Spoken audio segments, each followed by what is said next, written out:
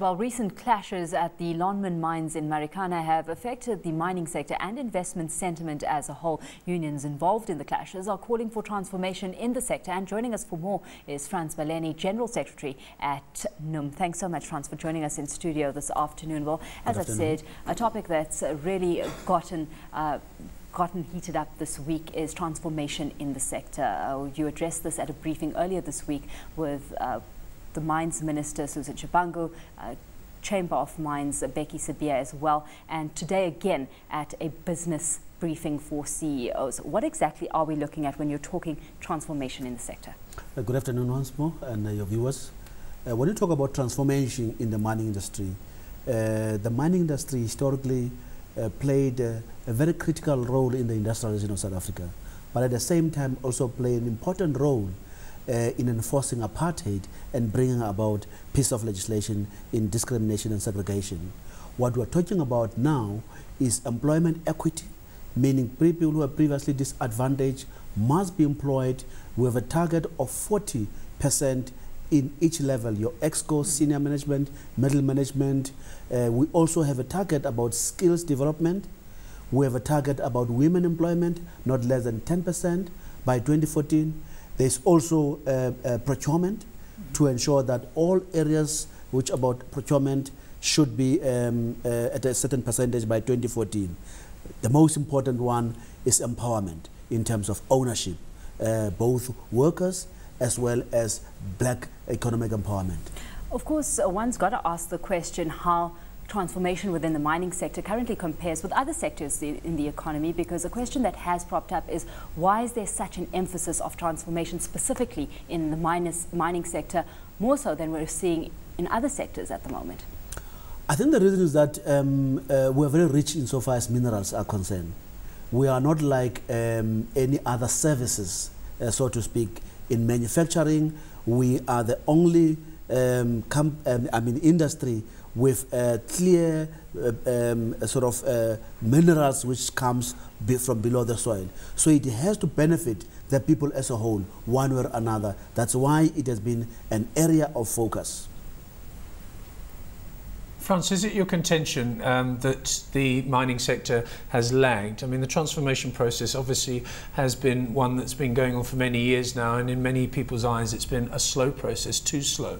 But do you think that mining is lagging behind? And if so, in what way? Because I've spent over the last week or so some time with two different mining companies, and the upper levels of management have been absolutely clear to me on their commitment to transformation, but it doesn't happen overnight. It will be misrepresentation of facts if we say that nothing has happened. We have done a lot insofar as transformation is concerned, but there's still more to be done. If you look at the first 5 years of the mining charter, all the targets which were prescribed were not met. So that's why we end up shifting the goalposts to a new deadline of 2014. So it's our call that if the industry can embrace fully transformation, we won't be having these calls which are reckless, which are being made today, because you can still see inadequacy on social labor plan, where we have a lot of informal settlement just next door to a mining company. When it comes to addressing social issues, I mean, to what extent do you take cognizance and heart of the fact that miners are possibly in a very difficult spot right now, with commodity prices falling, the global economic situation experiencing woes to no end as well, and that exerting pressure on business themselves? It's common cause that commodity price goes up and down. At one point, platinum was at 2,000 US dollars. So provision should be made that at the time when things are doing well, a social plan, work and activities must be upped. You must also remember that because of high unemployment, close to 40%, there's high expectations where there's a little bit of economic activities around mining, people flock in that area with hope of employment.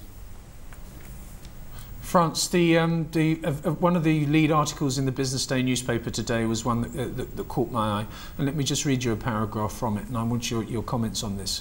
It says, in the next day or so, workers, trade unions and Lonmin management will sit down to discuss the demand by rock drill operators for a basic wage of $12,500 a month. We know that. It's been well publicised. But this is the one that interests me. It says the outcome will affect the entire industry and possibly also the wage levels of workers outside of it. It's almost as though what has happened, tragic as it is over the last couple of weeks, will be a game changer for the mining industry and also for the unions. Is it that significant, do you think? Out of this very painful tragedy incident which happened, we think that the conditions of mine workers has been put in the map for South Africans, something which we have been fighting for over 30 years. All of a sudden, many people have just discovered some of the challenges mine workers are facing. So yes, indeed, any changes which would happen in Lonmin will have an impact in the entire industry. Having said that, though, we've got unions that at this stage seem to be singing from different hymn sheets here. I mean, complicating issues is certainly when, you know, unions aren't on the same page. Just how much of a challenge does that present? It will present a challenge in that we must never raise expectation to a point where we know that they will never be achieved. So you make workers very, very angry because you promise them and you can't deliver. Secondly, if you talk about the peace accord, we have signed a peace accord. The contents are saying everybody must be committed to peace and stability, no violence. 2, workers must go back to work. 3, we must engage on this 12,500. So I don't see why people would refuse to sign. Frans, is there a split in the NUM? When I spoke to Nick Holland, the CEO of Goldfields last week, when it became apparent that there was a strike at the KDC operation, I think it was last Wednesday, in fact, that it started. It has been resolved now, but I think there was a split between various factions of the NUM at the top and also the regional NUM. So is there dissent within the unions, and is that sort of, in a way, stopping the process of transformation that you're trying to promote? I don't think there's a dissent which is stopping the transformation which we are trying to promote. What happened in KDC, in Goldfields in particular, members demanded a funeral cover. That was acquired. It was then made compulsory to all workers. That's what workers did not like. As a result, we had to engage members and reverse that funeral cover, the deduction of 69 Rand 50 cents. As a result, they were not happy with the decision of the local leaders only that they have embarked on this path. Hence, we're doing an investigation how that was procured to prevent any further negative reaction. Just how well is this being communicated to members themselves? Because a question out there is, even with resolution and communication eventually coming to the fore, strike action has become somewhat synonymous with the mining sector, and, you know, with precedent set that this is the mechanism you use to get what you want as labour. It's unfortunate that because sometimes we can easily reward anarchy. You're actually making an invitation that you can do the same wrong things. You will be listened to, you will be embraced.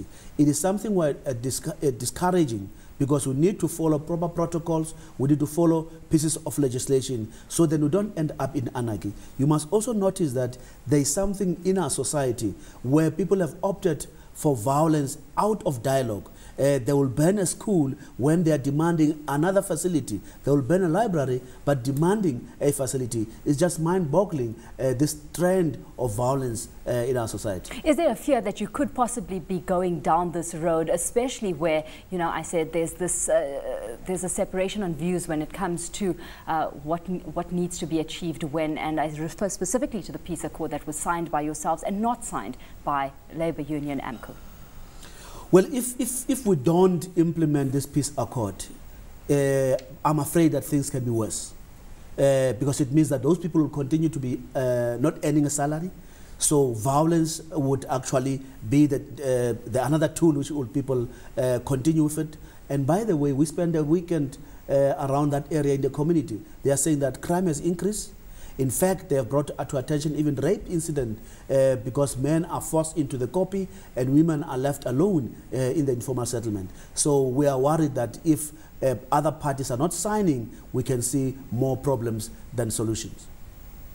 Frans, it's a very difficult situation for you. You're a politician, I can see that, and you have a difficult balancing act to perform at the moment. On the one hand, you have the interests of your members, and the interests of your members are paramount, and they must be represented, and that's what unions are there for, and long may that continue. On the other hand, you have to look after and nurture the employer as well, because if you destroy or if other people outside of your union and outside of this ambit destroy the employer, then there are no jobs, and then there is no union. So it's a very delicate balancing act, and at the moment I'm just sort of sensing, certainly in the press anyway, that the balancing act is tipping towards the away from the employer, if you see what I mean, and they are being put upon, if you like.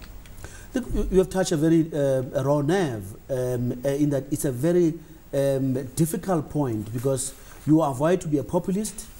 If you avoid to be a populist, you might not be talking the language and expectation of members.